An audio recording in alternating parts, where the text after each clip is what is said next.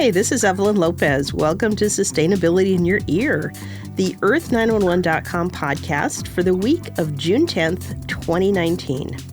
We're coming at you from the world-famous Moonyard Recording Studio in Tacoma, Washington, where we are getting ready for summer. Although, as you will soon hear, we've all admitted that maybe summer isn't quite here yet. But welcome, everyone. Mitch Ratcliffe, our Earth911 publisher. Mitch, how are you today? I'm doing great, even though it is 52 degrees in Tacoma today. Yeah, so you said you're actually really cold and it does not feel like summer today. No, it doesn't. No. But this is the beginning of summer, so let's talk about it. Let's talk about it. And we also have on the podcast our Earth911 writer, Sarah Lozanova. Sarah, how are you doing today? I'm doing well. I'm also excited for warmer weather because it's not here yet. No. So you said it's been kind of cold and rainy in Maine. Yeah, and some people are still running their heating systems. It's that cold. Oh, yeah, that's pretty cold. Well, Memorial Day has just passed, and, for most of the country, that's the time when we kick off the summer season. You'll see all the summer sales and things like that. So for our listeners, what are your plans for your home, your garden, and your time off?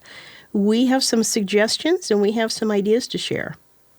First of all, let's talk about plans for home. I don't have any particular plans for my home this summer, although I keep talking about getting quotes for solar panels, which I will do sometime. You've been talking about that for a while, but the problem is, where's the sun? Right? We don't in the Northwest have the greatest solar environment, but we've talked about this. I'd have to cut down several trees in order to make my roof solar viable, and we wrestle with that. Losing the trees is as dear as the power that we use, since it's already primarily generated by clean energy. Mm-hmm.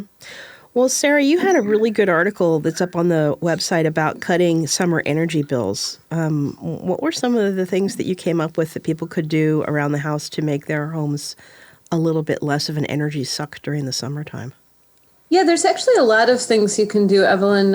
One of the biggest things is being mindful of hot water use. Because it's people often don't make the connection, but whenever we use hot water, that water went through the water heater. So that's consuming both water and energy. So whenever possible, using cold water, like, for example, washing clothes in cold water often works quite well and can produce less wear and tear on the clothes, actually.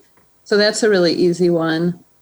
Or if you're going to rinse dishes for the dishwasher, it generally really doesn't need to be with warm water because they're going to be sanitized in the dishwasher. So that's a great one. Another one is blocking out the summer sun, having window treatments, especially in the east and west facing windows. It's a great way to just keep the home cooler. And especially if you use air conditioning, it helps reduce the load on the air conditioner. Yeah, we've done window treatments over the last couple of years, and it's substantially cut the amount of time the air conditioner is on in the house, I've noticed.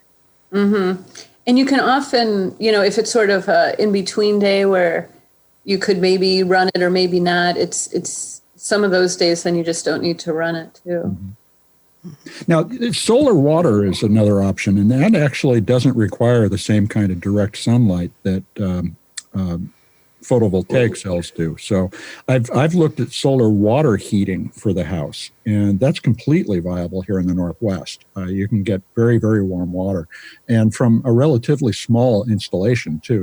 Maybe $10,000 to $12,000 to completely move from traditional heating to solar water heating on a large home. How does that work, Mitch? Where does the solar panel or whatever that picks up the solar electricity come from?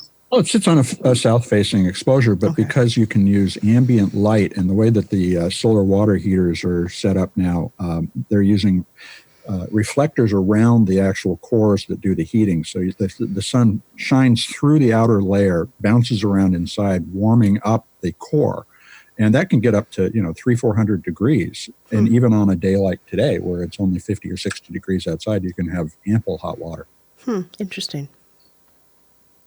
And that's another one of my annual program investments that will be coming in the future. I mean, last year was replacing all the gas appliances, and so I don't use a lawnmower that uses gas or any two-stroke engine anymore.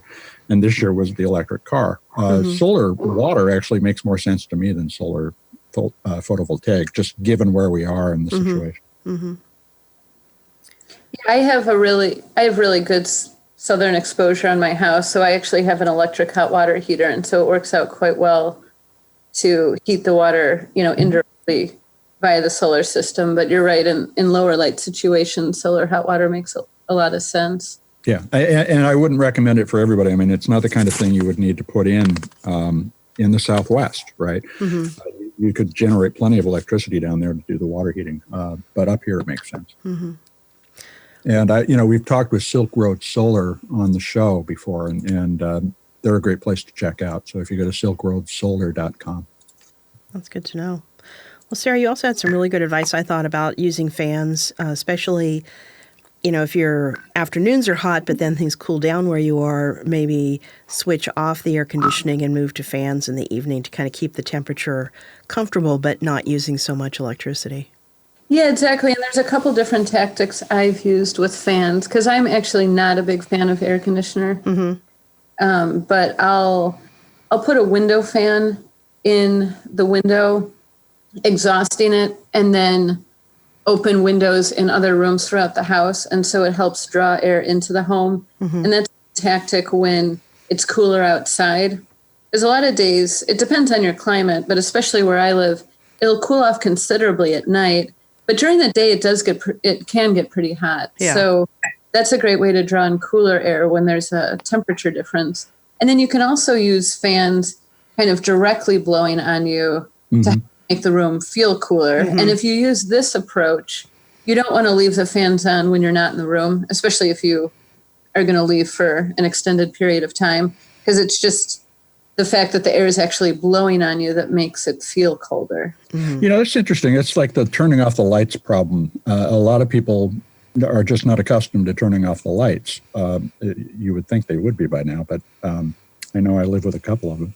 And leaving the fans on is another thing that is just an electric consumption that is serving no purpose when you're not there. So learning to turn those off or putting them on switches so you can conveniently turn them off from a wall mount would be a great way to solve that problem. Mm-hmm. Yeah, that's a really good idea. Yeah.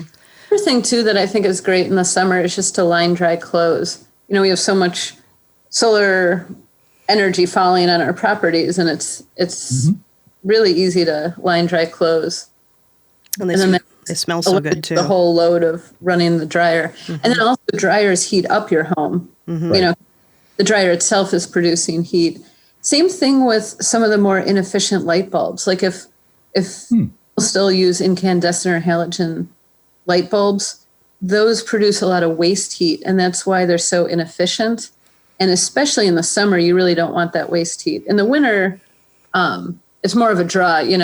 It might not be the most efficient way to produce the heat, but the heat is nice. But in the summer, it's sort of a double waste. You're using all this energy and you have all this heat that you don't want, that you have to get rid of. So replacing inefficient light bulbs is another good tip for the summer.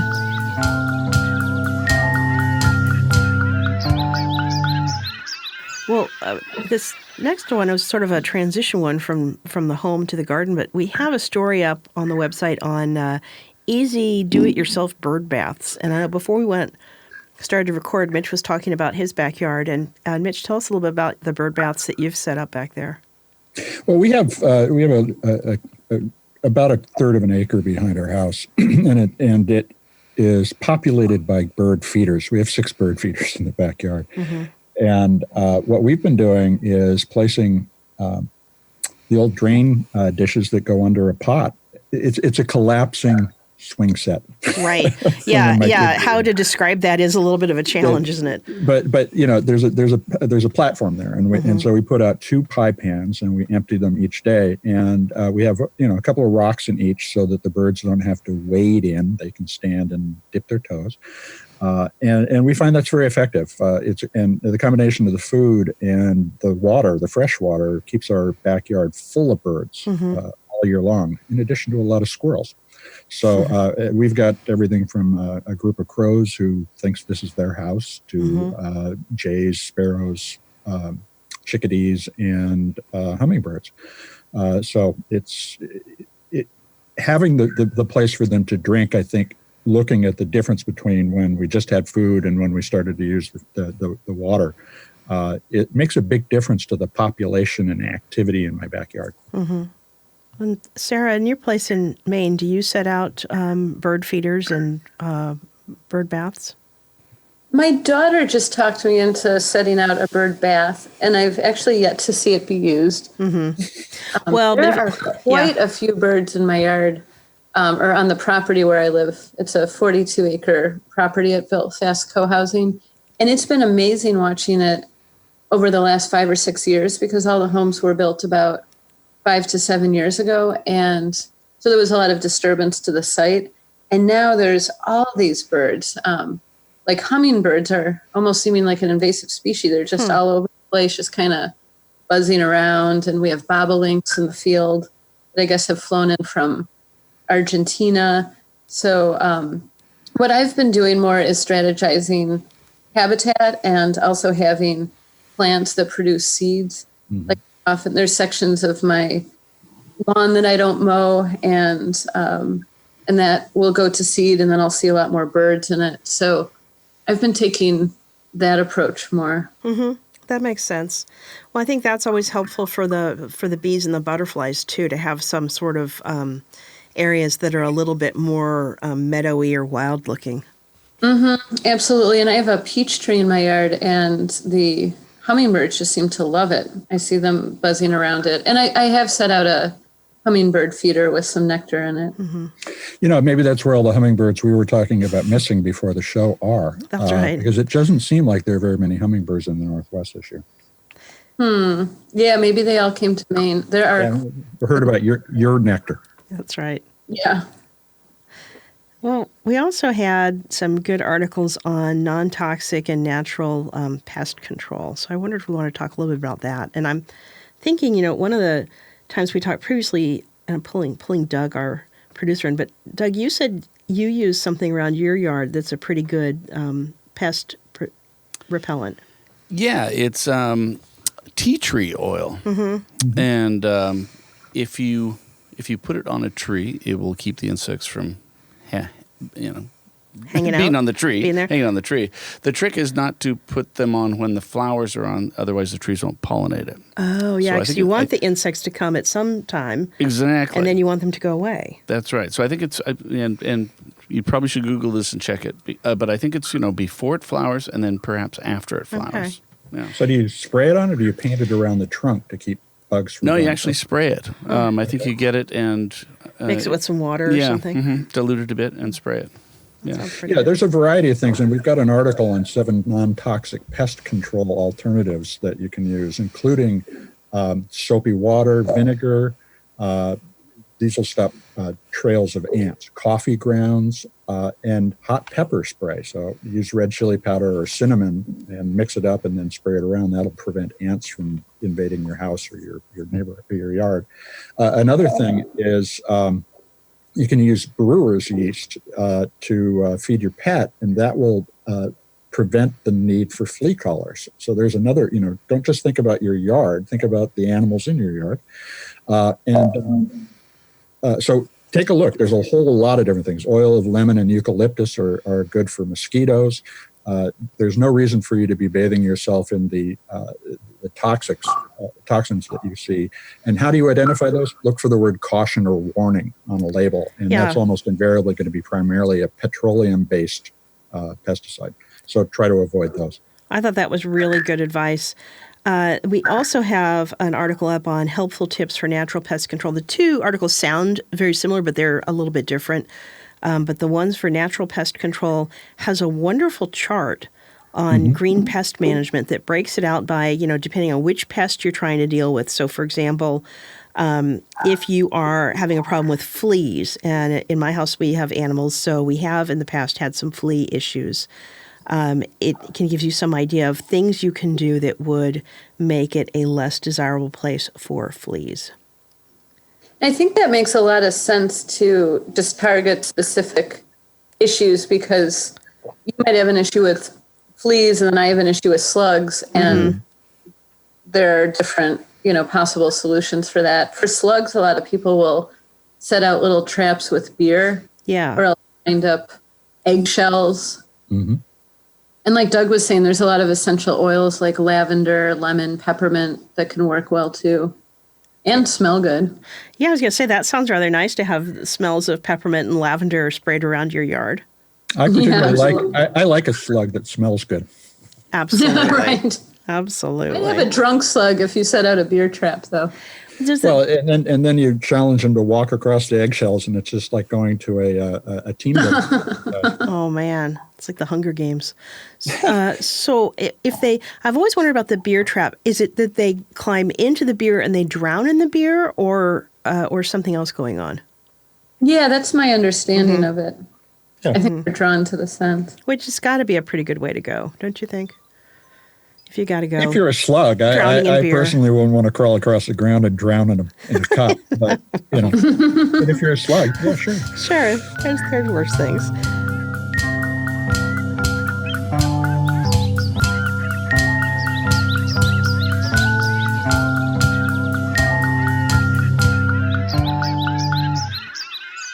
Sarah, you also had a nice little article on how to garden on a tight space using some vertical gardening in small spaces. I like that one a lot. Yeah, with this article, it really examines using things like teepees, arbors, fences, trellises. So basically using the vertical space more. Like my mother-in-law has this wonderful grape trellis, and then it also provides shade over their eating area. So it's basically this big trellis that covers an outside eating area. And then in the summer, it's shaded. And in winter, it isn't, because the leaves fall off. Other people will have fence posts or posts on their front porch that have different flowering vines or things like that growing up them. And then also for gourds or for squash, that can be a really good tactic because they can take up a lot of space. And if people are trying to really maximize food production. And so with a raised bed, for instance, you can layer them so that there are multiple planting spaces coming out of the sides for those of you trying to envision this at home. Yeah, exactly.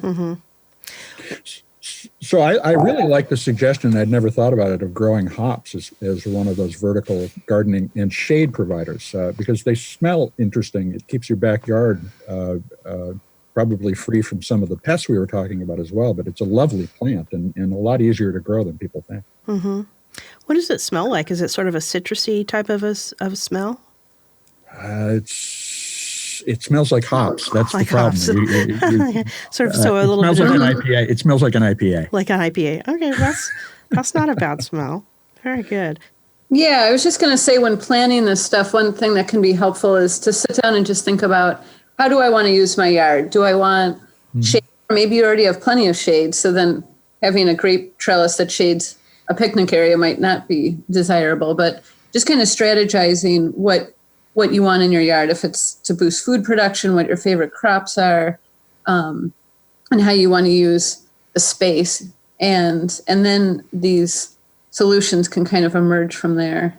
And, we were talking earlier today during the Earth911 editorial call about the uses of alternatives to lawns. And you mentioned that you've let some of your yard go to seed and what many people describe as weeds. But, I've done the same with the back portion of the yard with nativars, and it creates more insect activity, good insect pollinator activity. And it reduces our water needs substantially. I've gone so far as to let much of my lawn go to turn to moss, which is another way of, even if you don't water it, it's still spongy, does the thing it's supposed to do, and it comes back in the winter. So you can drastically reduce the amount of water that you have to use by changing the composition of your lawn. Absolutely. I hooked up a rain barrel too this spring, and so I haven't. Well, we've also had a really wet spring, but I haven't run the garden hose at all. Even when I've planted starts, I've just been able to dip into the rain barrels. Mm-hmm. That's great. That's the way to be thinking about this. Yeah. So let's move on to getting some cooking ideas for this summer. Well, we have an interesting article up on the website about earth-friendly summer recipes. There's just a few on there, but the one that they start out with, I think, is particularly interesting. It's a watermelon sorbet. Mm-hmm. That is, you cut up the watermelon, cube it up, and then freeze the watermelon. And then you blend it up with some coconut milk. Or hemp milk, which I thought was, I hadn't thought of cooking with. Yeah. And then you could just serve it from there. You either pop it back in the freezer, pop it back into the half watermelon shell, which is going to be your serving bowl. You can either, freeze it for later, or you can serve it right then. And I thought, that's a really interesting idea. No added sugar, which is nice. It's refreshing. Kids would probably love it.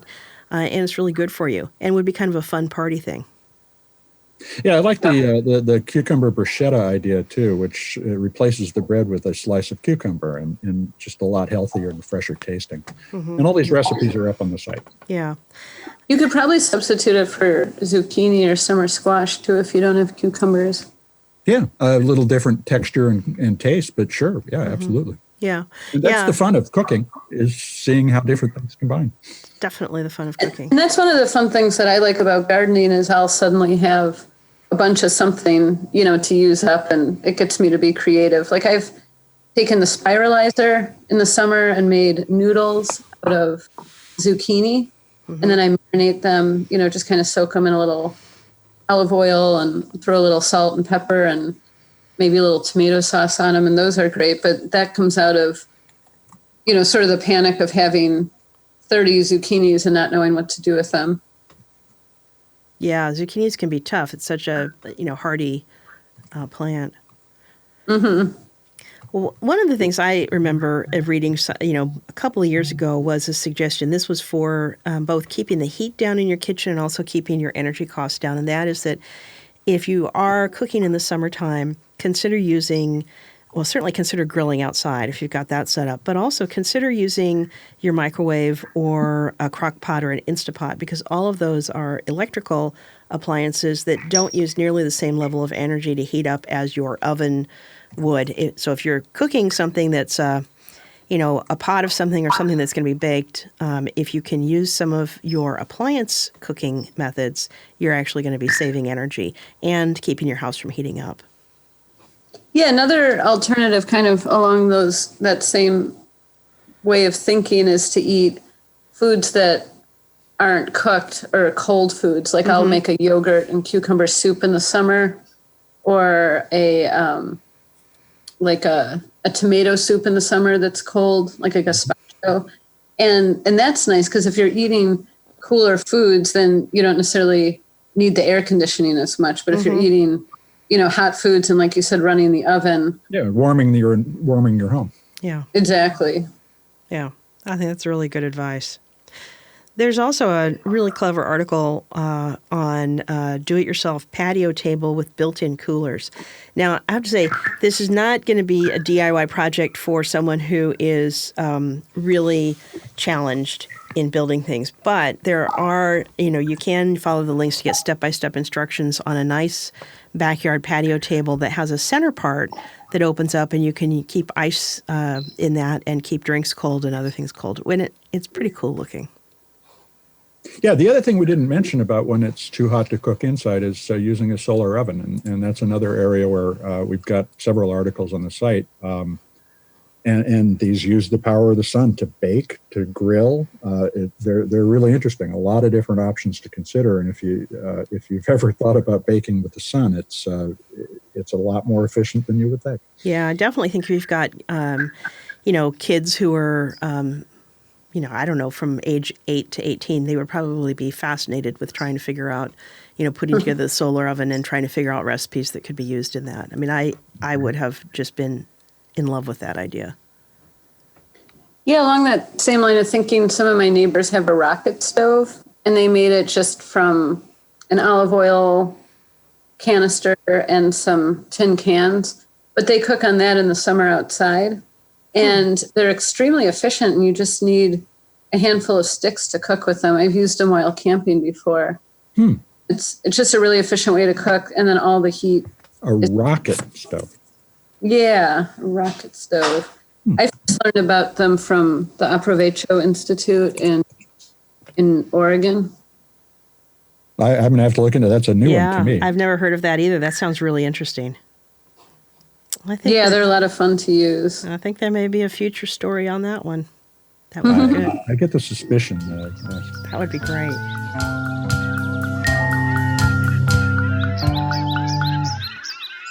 Well, let's move into any travel plans we have. So there is a story up, and this one, I'll tell you, this is actually a really good story and absolutely horrifying. So it is tips for toxic-free travel. And the reason I am just filled with horror over this is the comment that you should bring your own pillow with you because, of course, pillows can't be washed. So, yeah, of course, you're in your hotel. They may be washing the pillowcases, but, oh, man, this article says, the pillows themselves, I'll just read this to you. It's so terrible. It's so gross. It says, hotel pillows and mattresses are rife with dead skin cells, fungi, bacteria, and dust mites. It says, sure, the pillowcases are washed, but that doesn't remove the 4 to 16 different kinds of fungi found in the average pillow. Okay, so I'm done, right? Well, I don't know if I'm ever going to travel again. Yeah, bed bugs too. Oh, man. So definitely I'm going to be looking into travel pillows, those little inflatable pillows, because now I'm not going to be able to sleep on a hotel pillow. Well, I think the other thing is the consistent need for sanitizer when you're traveling, because you're touching so many different surfaces where other people from other parts of the world that have been exposed to things you may never have touched. And I see this because I travel a lot. I get sick all the time because I'm exposed to novel pathogens. That's just... and so using hand sanitizer, wearing a mask on the plane. But there's another thing to consider here when we talk about safe travel, and that is this safe for the planet? And this is, I think this is going to be a rising topic of conversation over the next couple of years. Look, an airline flight is incredibly carbon intensive. Mm-hmm. And a lot of folks now want to go see things before they vanish, but that's contributing to the things vanishing because we're increasing the climate temperature. We're taking things out of nature that shouldn't be as souvenirs. And we've written numbers of articles about how to avoid being a bad visitor by avoiding taking souvenirs. But just the decision to go is one that has a lot of implications for the environment and atmosphere. And so I've really been rethinking when and why I travel. Sometimes it has to happen because of business, but even that I'd like to virtualize so that I don't have to get on a plane and contribute tons of CO2 to the environment. Mm-hmm. Absolutely. And another thing, too, if you do have to go taking a direct flight, like instead of having 2 one-way tickets to fly in a triangle, then at least you eliminated one flight. Mm-hmm. There's some things to do, like if you decide that you do need to travel to kind of cut down on the emissions. Sure, takeoff and landings are going to be more fuel intensive because you're speeding the plane up and slowing the plane down. Exactly. And sometimes the flight, if you take indirect flights, sometimes you might fly from Seattle to Texas to get to New York or something. Right. No sane person should do that, but unfortunately that is the offer we get from the airlines. Yeah. Well, what about Mitch, you have any summer travel plans? Well, I'm going to go to the ISRI Northwest Conference in Coeur d'Alene, Idaho. Wow. Because Coeur d'Alene is a destination city. Yeah. No, my travel plans are around wintertime and going to meet our future in-laws. Oh, that would be exciting. Yes, won't it? Mm-hmm. I'll be vacationing on the North Sea in early January. Oh dear, I'm sorry, but it'll No, be. it's great. It's like living in the Northwest. That sounds cold. Yeah. What about you? About you, Sarah? Any family travel plans this summer? I'm planning to stick pretty close to home and do some camping. Oh, that sounds nice. Maine in the summer is just phenomenal, so I want to enjoy every minute of it. And there's so much to do in your local community that you often don't pay attention to because you're told that travel is better than localism. And that may be a thing to rethink as well. I think exploring all the opportunities for volunteerism, for hanging out with your friends are really important. And it's time maybe to look up from our screens and look at each other. Yeah, I agree. I don't really like to take trips during the summertime because similarly, Washington State, I mean, if in the summertime here, there's hard to find any place that's more beautiful. So I prefer to travel when it's in February. I'll want to go someplace warm, but in summertime I'll have to stay home.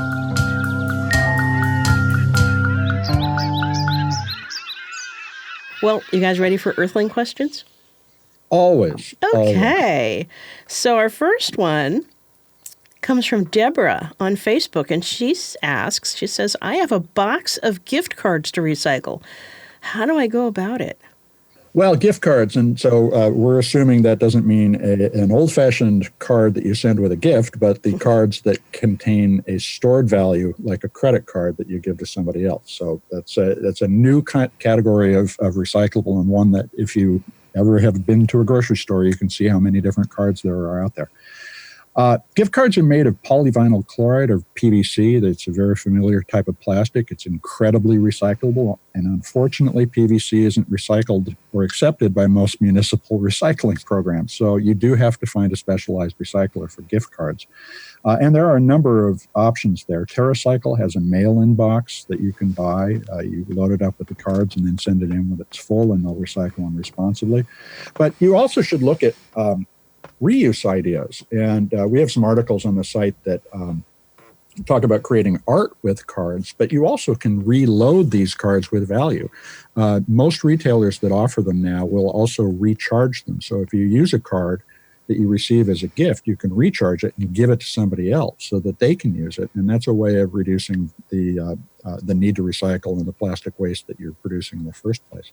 So lots of opportunities, but unfortunately, you can't just drop them in your curbside bin. Yeah. You'll need to take them into the transfer station, or you'll need to get them in a mailing program like TerraCycles. Yeah, and I would add to that, be very careful about not dropping them in with your paper recycling, because you can contaminate an entire load of paper with these plastic cards. So, and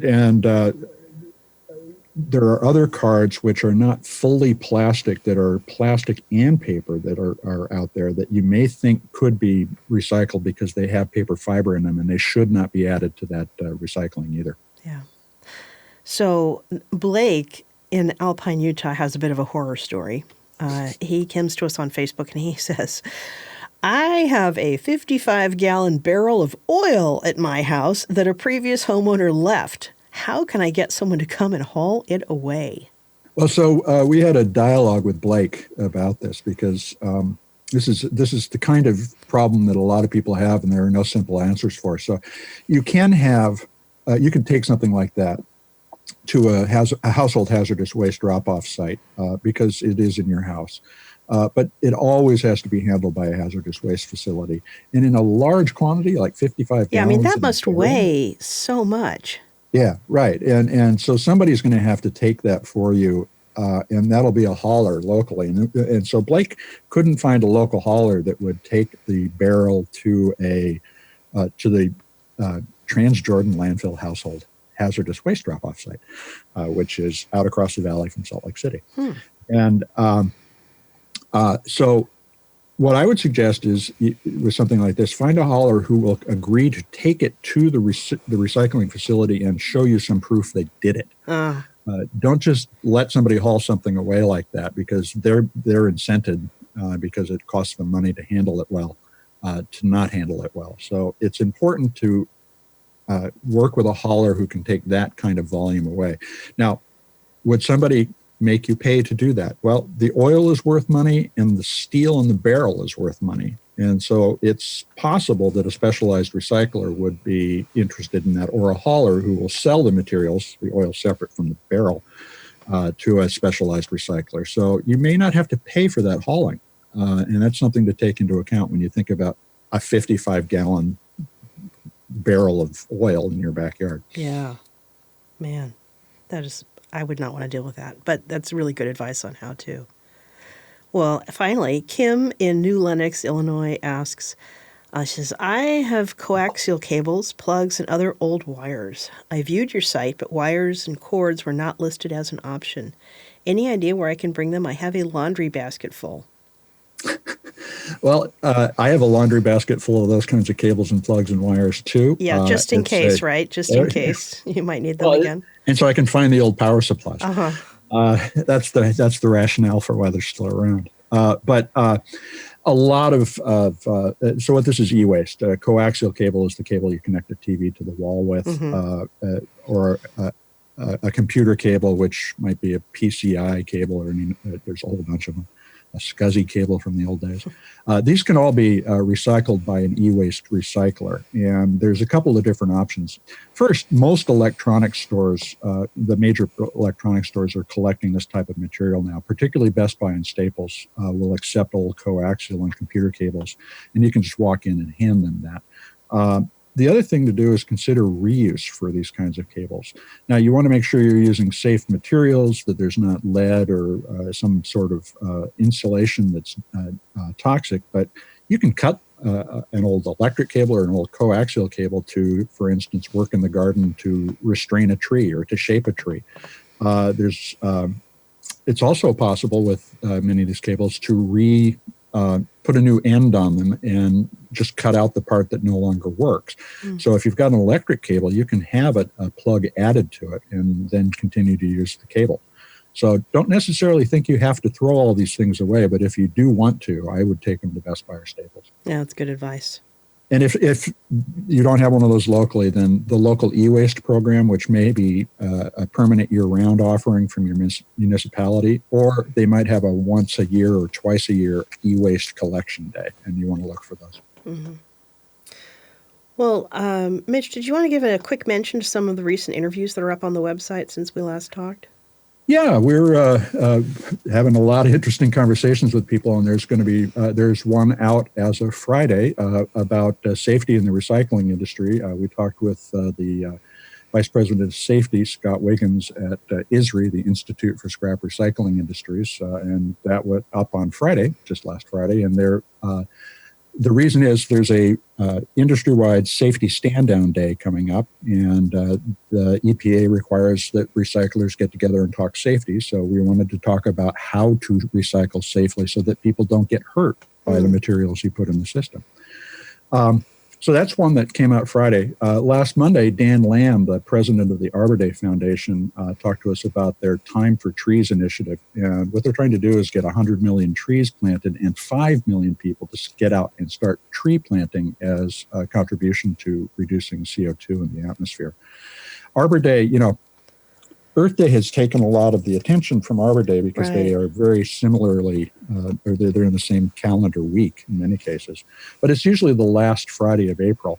But now they're doing this year round. And one of the things I learned from this conversation is that they have a wonderful tree store with incredible recommendation capabilities for picking the right tree for your soil in your area. Wow. And the trees are incredibly inexpensive. So the Arbor Day Foundation, to me, suddenly became a much bigger part of some of my gardening plans. Yeah, I didn't know that either. That's really good to know.